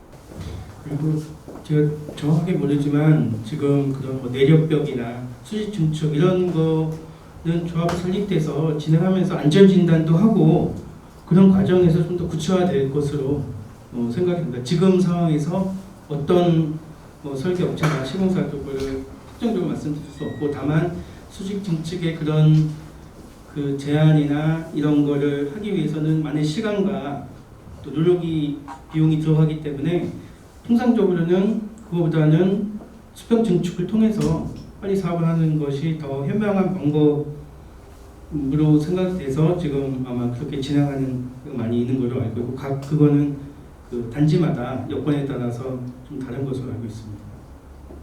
그동안 경청해 주셔서 감사하고 여기 참여하셔서 좋은 말씀해 주신 협력업체하고 시공사분들께도 감사드립니다. 이것으로 저희 수석 까치마을 아파트 리모델링 설명회를 마치도록 하겠습니다. 감사합니다.